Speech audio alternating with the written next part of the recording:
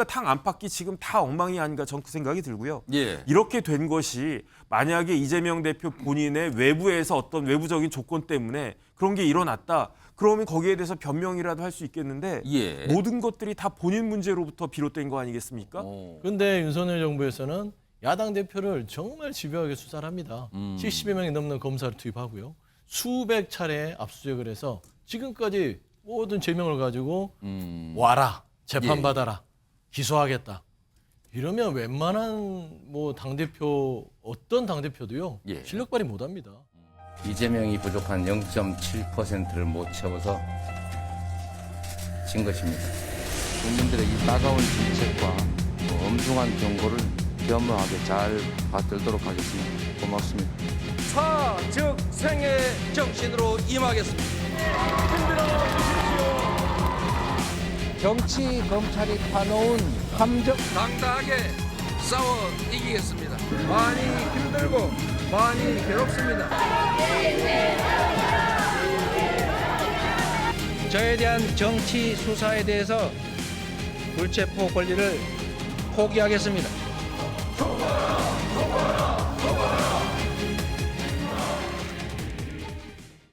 자, 1년 동안 있었던 주요한 장면들. 근데 보니까 뭐 소환 조사 받는 장면, 본인 전 뭐 출마하는 장면, 개항으로 가는 장면, 여러 가지 장면들이 묶여 있었습니다. 자, 그럼 1년의 결과.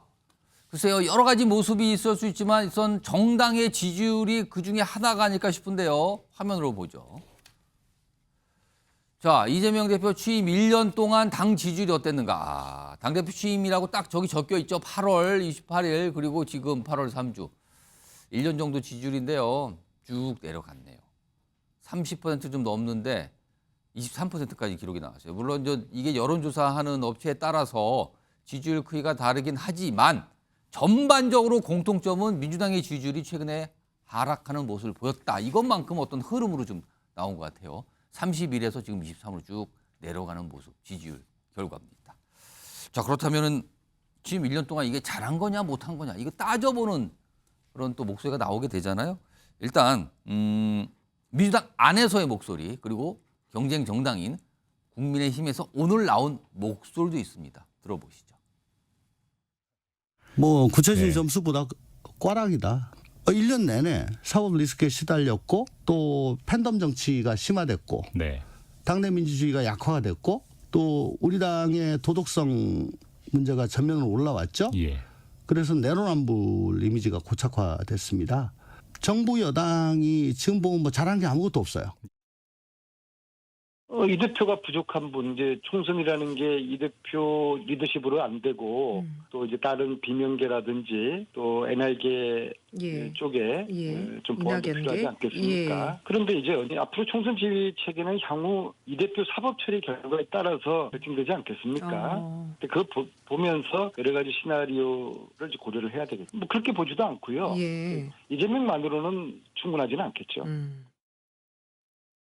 보시는 것처럼 이재명 대표는 경기도지사 시절 매일 아침 공무원을 시켜 이재명 세트를 준비시켰습니다. 사진에 나오듯이 경기도지사 공간 2층 침실 냉장고에도 출장지 숙소 냉장고에도 아침마다 공무원이 이재명 세트를 넣어뒀습니다. 지금 보시는 호밀빵 샌드위치, 닭가슴살 샐러드, 컵과일 2통이 매일 아침 이재명 대표에게 진상됐습니다. 이 이재명 세트의 비용은 누가 냈습니까? 자, 그러니까 민주당 내부에서는 내년 총선과 관련해서 이재명 대표가 필요하지만 이재명 대표만으로는 칠 수가 없다. 친명에서도 목소리 나오고요. 그리고 비명에서는 약간 좀 혹평하는 평가도 있고요. 그리고 여당인 국민의힘에서는 최근의 상황, 저 경기도지사 시절의 일 갖고 어떻게 보면 저거는 굉장히 좀 비꼬는 그런 목소리잖아요. 그런 모습까지 나오고 있는 상황입니다. 자, 영상이 나가는 동안 패널 네 분께 질문을 한 가지 드렸습니다. 이재명 대표 취임 1년을 맞이해서 지난 1년을 평가하면 어떻게 평가하시겠는가? 그러니까 질문은 어떤 표현이나 단어를 써도 좋고요. 아니면 뭐 점수를 써도 좋고요. 여러 가지 자유롭게 쓰시라고 질문을 먼저 드렸는데 우선 정혁진 변호사부터 좀 봐보겠습니다. 정혁진 변호사는 뭘 쓰셨는지 설명해 주시고요. 이유도 좀 말씀해 주세요. 일단 이제 대학에 학점을 매길 때 예. 뭐 A, B, C 이렇게 매기는 경우도 있지만 예. 패스 or fail로 하는 경우도 있거든요. 단순하게. 네네. 예. 그러니까 이제 이 과목은 통과했다. 예, 예. 아니면 이 과목은 이제 안 된다. 예. 이제 그 들은 게 아니다. 근데 제가 봤을 때 이재명 대표의 지난 1년은 패스라고 볼 수가 없어요. 페일. 페일이라고 저는 판단할 수밖에 없는 오. 게 제가 그 나누어 봤거든요. 당의 안팎을 나눠 봤어요. 그 당이 민주당이 야당으로서 제1당 제1야당으로서 해야 될 일이 무엇입니까? 정부를 견제하는 거잖아요. 정부와 여당을 제대로 견제가 된 게 있었습니까? 오. 제 기억에 하나도 없었던 것 같아요. 더군다나 윤석열 정부가 초기에 이런저런 그 미숙한 점이 보였는데 그런데도 불구하고 거기에 대해서 제대로 그 대응을 못 해가지고 오히려 골든타임 놓친 거 아닌가 저 그 생각이 들고요. 예. 그다음에 당 내로 돌아가 보면 당 내분이 이렇게 잘 이렇게 수습이 돼가지고 하나가 됐습니까? 오히려 더 원심력이 작용해가지고 내분이 격심화됐잖아요. 그다음에 이걸 막으려고 만든 게 뭐였습니까? 혁신위원회였잖아요. 예. 근데 혁신위원회 때문에 오히려 당이 더 우스갯거리가 되고 당이 더 분열되는 그런 모습이 된 것이 아닌가. 그러니까 당 안팎이 지금 다 엉망이 아닌가 전 그 생각이 들고요. 예. 이렇게 된 것이 만약에 이재명 대표 본인의 외부에서 어떤 외부적인 조건 때문에 그런 게 일어났다. 그러면 거기에 대해서 변명이라도 할 수 있겠는데 예. 모든 것들이 다 본인 문제로부터 비롯된 거 아니겠습니까? 오. 아니 보면은 제가 봤을 때 여야가 바뀐 것 같아요. 왜냐하면 야당이 여당을 공격하고 대통령 공격하고 총리 공격하고 그래야 되는데 예. 지금 지난 1년 동안에는 야당 대표가 공격받고 야당 대표가 수비하다가 지금 1년 지나간 거 아니겠습니까? 그다음에 미래는 어떻게 보이나 더 불투명해요. 오. 왜냐하면 이제 재판만 보더라도 공직선거법 좀 있으면 이제 선고가 되겠죠. 예. 그다음에 대장동은 여태까지 공판 준비 기일이 있었는데 다음 달부터는 제대로 된 공판 시작이 될 거거든요. 그다음 백현동 쌍방울 기소될 거 아니겠습니까? 이렇게 되면 최소한 일주일에 2-3번은 이재명 대표가 법원에 가야 되는 거예요. 법정에 설 수밖에 없는 그런 상황이 되는데 이게 정리가 되겠습니까? 그렇기 때문에 저는 아무리 이렇게 패스를 주고 싶어도 예. 이건 페일이 아닌가 싶습니다. 무슨 교수님이 갑자기 왜 성적이 이겁니까를 설명한 것처럼 말씀을 해주셨는데 자 이번에는 민주당 소속이신 서영주 상급 부대변인이 나와 계신데요. 1년 이재명 대표 1년 어떻게 평가하십니까? 쓰신 걸 일단 설명해 주세요. 이거 이유도 설명해 주세요. 네, 뭐 아쉬운 부상 투혼이다. 아쉬움은 있다. 부상 투혼. 부상 투혼이죠. 오. 그러니까 이게 당 대표 자리가 그렇게 녹록한 자리가 아니에요. 그냥 해도 힘든 자리입니다. 예. 그럼에도 불구하고 뭔가 노력은 했어요. 근데 발목 잡혀서 지금 1년을 넘게 고전을 했죠. 그 발목을 누가 잡았겠습니까? 정말 이런 정권은 없죠. 상대 후보였던 대선 상대 후보였던 야당 대표를 집요하게 수사하고 표적 수사하고 먼지털이식 수사를 하면서 운신의 폭을 가둬버렸잖아요. 검찰의 수사에 발목이 잡히니 이재명 대표가 어떤 이미지였습니까? 어떤 단체장을 할 때 사이다, 거침없다, 추진력 있다, 뭐 능력 있다 이런 평가들을 받았어요. 그런데 윤석열 정부에서는 야당 대표를 정말 집요하게 수사를 합니다. 70여 명이 넘는 검사를 투입하고요. 수백 차례 압수수색을 해서 지금까지 모든 제명을 가지고 와라, 재판받아라, 기소하겠다. 이러면 웬만한 뭐 당대표 어떤 당대표도요. 실력 발휘 못합니다. 그런 와중에 어떻게든 당대표로서의 지도력을 이끌기 위해서 부상투혼을 했다라는 점에서는 뭐 본인이 가지고 있는 제 실력보다는 평가가 낮을 수도 있지만 그런 부상투혼을 발휘해서 지금까지 끌고 왔다는 점에서는 또 여러 가지 정치적 멘탈이나 또 리더십의 멘탈 부분 이런 것도 인정할 부분은 인정해야 되는데요. 당내에서는 기대와 우려가 있기 마련입니다. 어떤 지도자든 간에 기대하는 또 측면이 있고요. 또 우려하는 측면이 있지 그걸 가지고 일련의 평가를 패스다, 페일이다, 성공했다, 낙제점이다 이렇게 평가하는 것은 그들 스스로도요. 과연 그 옆에서 같은 당원으로서 그러면 잘 옆에서 서포트를 했나요? 그런 점에서는 너무 냉정하게 평가하기보다는 부상투혼이 지금 돼 있지만 부상 회복되면 또 언젠가 그 리더십을 다시 회복할 수 있는 시간이 있지 않을까라고 평가를 좀 하고 싶습니다.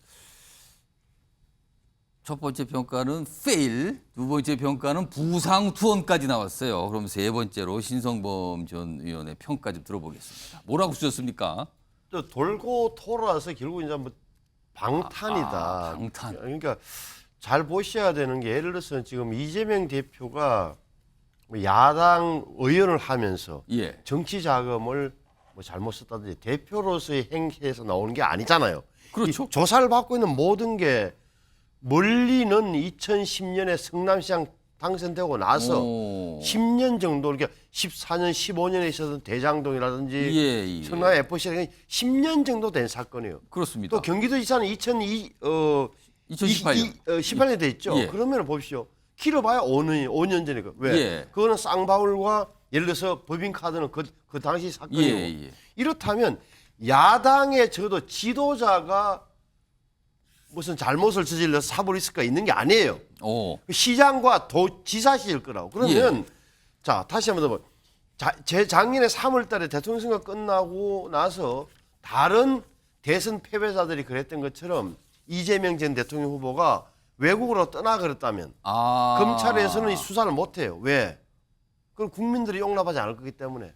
대선 패배한 사람이 이 사람들은 과거를 이렇게 또 캔단 말이에요. 국민적 상식과에 맞지 않아요. 그런데 이분은 어떻게 했죠? 자, 3월 달에 대선 패배하고 석 달 만에 개항 보궐선거 나왔잖아요. 그때도 방탄 사법 리스크 이야기 나온 거예요. 그때부터. 국회의원이 됐고. 두 달 후에 8월 달에 대표가 된 거예요. 이렇게 해서 자기 몸을 민주당에 묶어버렸단 말이에요. 그게 민주당의 운명과 자기 운명을 같이 만들어버렸어요. 내가 죽으면 민주당도 죽는다는 논리로. 거기에 대응했던 게 박수 쳤던 게 이른바 강력한 지지자들이 등장한 거란 말이에요. 이분들은 제가 보기에는 어떤 거냐. 옛날에 이석기 씨가 말이죠. 이석기 그룹이 민노당을 장악할 때 조직화된 소수가 다수를 먹는다고. 중앙당을 장악해버렸어요. 그 비슷하게 저는 흘러간다고 느낌이 봐요. 그러니까 이런 강성 지지자들 그렇게 돼 있는 거라고. 그러면은 적어도 민주당의 몇 사람 정도는 조금은 정신을 차려야 되는데 이재명 대표에는 대안이 없다. 이재명 외에는 이 지지율을 누가 끌고 갈 건데 이런 논리로 끌려왔단 말이에요. 끌려와서 오늘까지 이런 거예요. 이 부분에서는 뭐 방탄과 사업 리스크. 그러니까 초고속 출세한 2008년도에 국회의원 처음 출마한 이후에 15년 만에 대선 후보가 되고 야당 대표가 된 이재명이라는 정치인의 후가 그늘이 바로 사법 리스크예요. 자, 돌고 돌아 방탄까지 나왔습니다. 이제 마지막으로 정기란 교수님은 뭐라고 쓰셨는지 설명해 주시죠. 신성범 의원께서 이제 사법 리스크 또 방탄 언급해 주셨습니다. 저는 이런 이재명 대표를 둘러싼 사법 리스크가 리더십 리스크로 확대되면서 오히려 민주당의 모든 것을 가린 1년이었다. 이렇게 평가하고 싶습니다. 다시 말해서 재집권의 토대를 만들겠다라는 수락연설을 통해서 유능한 대한정당 또 뭐 그런 모습을 보여주겠다 이렇게 약속을 했습니다. 그럼에도 불구하고 지난 1년 동안 민생, 혁신, 수권 비전은 보여주지 못했습니다. 그러다 보니까 나름대로 민심의 평가는 아주 냉정한 상황입니다. 자, 그러면 왜 이런 상황이 초래됐냐? 자, 사법 리스크라고 하는 것은 어찌 보면 이미 주어진 과정이었을지도 모릅니다. 이것을 어떻게 헤쳐나가느냐의 문제였다. 자, 그동안 아무리 1년 반 동안 지속된 검찰의 전방위적인 압박 수사, 또 뭐 수사의 정당성 논란이 있겠습니다만 이걸 차치하더라도 이재명 대표는 방탄 사당화 논란으로부터 벗어났어야 된다. 그러니까 검찰의 부당함만을 비판할 것이 아니라 어떻게 하면 이 스스로 사법 리스크를 소위 잘라낼 것인가에 대한 고민이 부족했다. 당과 절연을 하는 걸 못했다 이 뜻입니까? 당이라기 표현보다는 본인이 그것을 풀어낼 수 있는 어떤 노력과 얼마든지 의지를 보여줄 수 있었다. 그럼에도 불구하고 여전히 이 사법 리스크라고 하는 것이 어떤 민주당과 어떤 맞물려 있다 보니까 결국 어떻게 되냐? 당내 무력감도 엄청나게 커질 수밖에 없었습니다. 이래도 안 되고 저래도 안 되고 당 지지율, 정당 호감도 이재명 대표 잘하고 있다라고 해야 대한 직무평가 다 어찌 보면 형편없는 정수인 것이 사실입니다. 자, 그러면 이제 어떻게 할 거냐는 거예요. 이재명 대표에게 주어진 과제는 사실은 이재명 대표가 결자 해지의 자세로 나서야 된다. 자, 오늘 당장 의원 연찬회를 하고 있습니다. 워크숍을 하고 있습니다. 자, 워크숍 저는 정말로 이재명 대표 1년에 대한 냉정한 토론과 반성이 시작돼야 한다고 생각합니다. 도대체 뭘 잘못했고 뭘 우리가 오류를 범했는지에 대한 이야기에서 시작돼야 된다. 그리고 여러 당내 의원들의 논의 속에서 뭔가 다시 한번 혁신의 물길도 잡고 예. 또 제1야당의 어떤 성과와 존재감을 어떻게 보여줄 수 있겠다라고 하는 그런 비상한 각오를 다지는 자리가 돼야 된다. 자, 그럴 때 새로운 출발, 어떤 위기감 속에서 시작하는 새로운 출발, 이것을 기약할 수 있는 거다. 자, 근데 그 맨 앞에 지금 리더십 위기에 빠져 있는 이재명 대표가 그 앞장서서 그 역할을 직접 어떻게 보면 몸소 역할을 하고 또 나서주는 것이 지금 가장 필요한 시점으로 보여집니다. 자, 이재명 대표 1년, 당대표 1년에 대한 평가 4분 들어봤는데요. 페일, 부상투혼, 방탄, 리더십 위기 뭐 이렇게 약간 평가 나왔어요. 시청자 여러분께서는 어떤 표현이 떠오르시는지 혹은 어떤 점수가 떠오르시는지 모르겠습니다. 뭐 각자 여러 가지 판단 좀 하실 것 같습니다.